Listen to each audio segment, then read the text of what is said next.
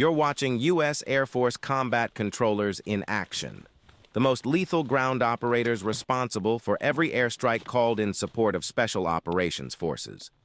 These airmen from the 24th Special Operations Wing are trained to operate in the most hostile environments, directing aircraft and calling in close air support. Their expertise is crucial to the success of Special Operations missions.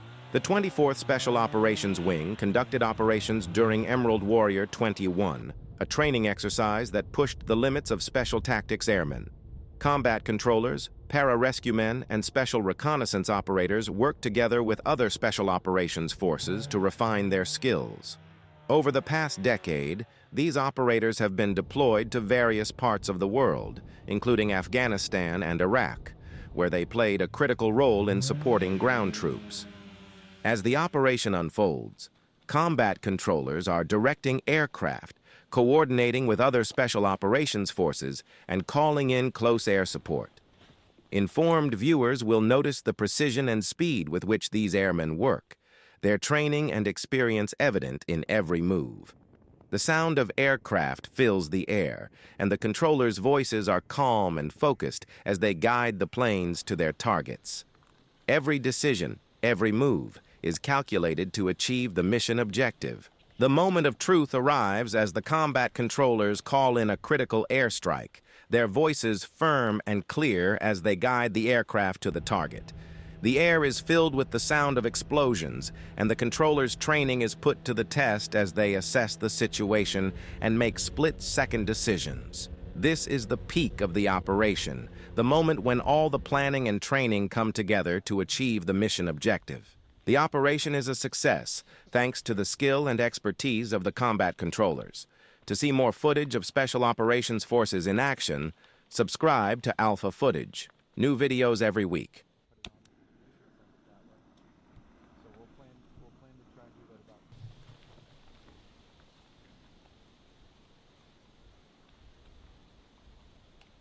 Right, the back end just sliding right.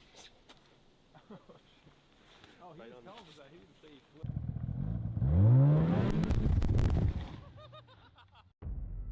Whom shall I send, and who will go for us?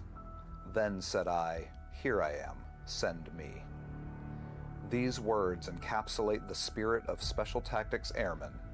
We volunteer to be first there, that others may live. Special Tactics has its roots in the Army Air Corps of World War II.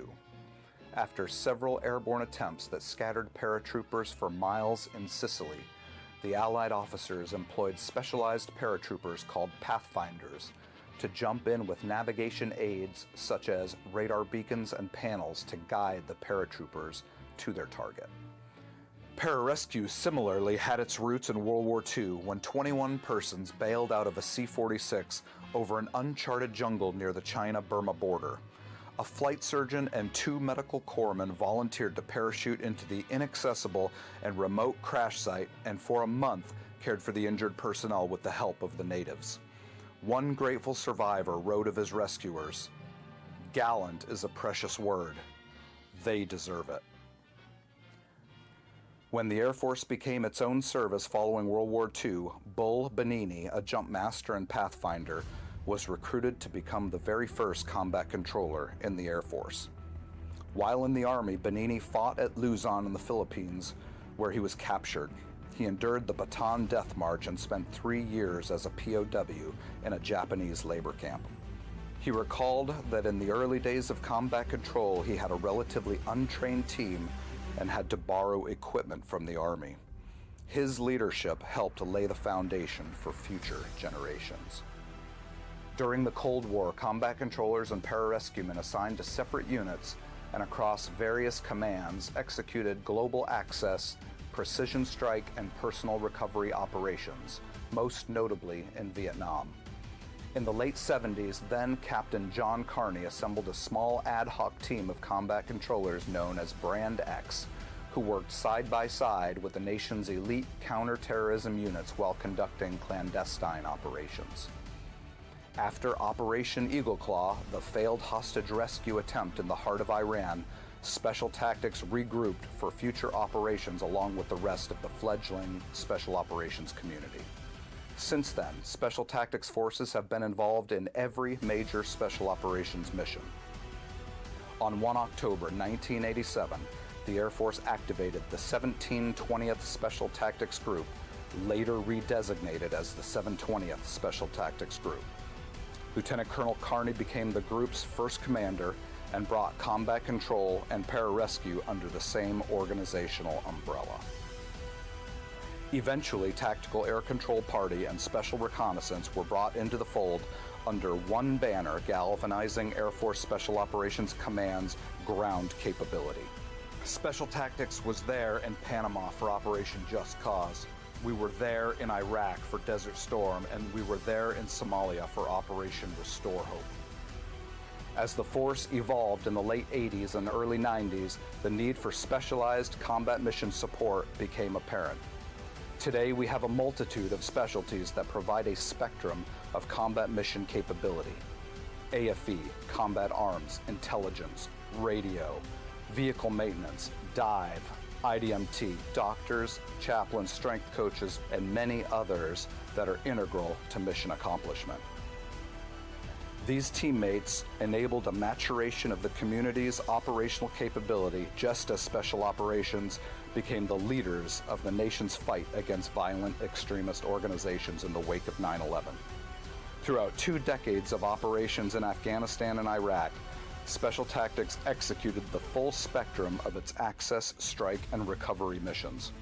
We were among the first forces in country for both conflicts, effecting joint forcible entry and opening vital airheads such as Rhino, Kandahar, and Baghdad International. From Special Tactics operators' decisive integration of precision fires as part of a joint advise-assist mission supporting the Northern Alliance eventual liberation of the entirety of the northern Afghanistan, to the integration of fires in ISR to facilitate the capture of Saddam Hussein and the recovery of Private Jessica Lynch in Iraq, to the multitude of personal recovery missions that saved the lives of hundreds of Allied personnel, highlighted by the gallant actions of ST personnel, including Master Sergeant John Chapman and Senior Airman Jason Cunningham during the Battle of Takagar.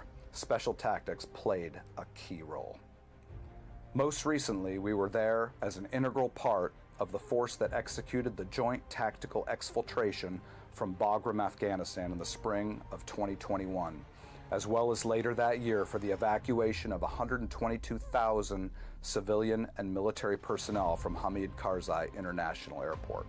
Special Tactics forces from the 2-4 SAL continued to play a critical role in the DoD's ability to respond to crisis, including numerous humanitarian assistance operations from across the globe, including responses to Hurricanes Katrina, Ivan, and Michael.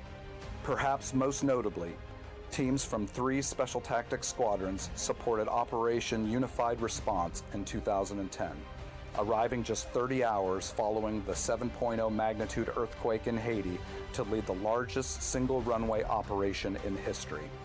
In a 12-day period, the team oversaw more than 4,000 takeoffs and landings, an average of 1 every 5 minutes from a card table in the infield of the runway with man-packable radios. As the senior enlisted leader for the deployment, Chief Master Sergeant Antonio D. Travis was recognized as one of Time Magazine's 100 most influential people in the world that year. During the first decade following 9/11, AFSOC recognized Special Tactics as an agile, problem-solving organization by standing up the 24th Special Operations Wing on 12 June 2012, under then Colonel Gwen Armfield. Additionally, AFSOC entrusted the wing with maturing Special Operations surgical teams, command of the rapid bear-based capability known as D-Cell, and the establishment of U.S.-based Theater Air Operations Squadron. Moving forward, will remain part of the nation's first line of defense against terrorism and as part of a crisis response force that can quickly react to events around the globe.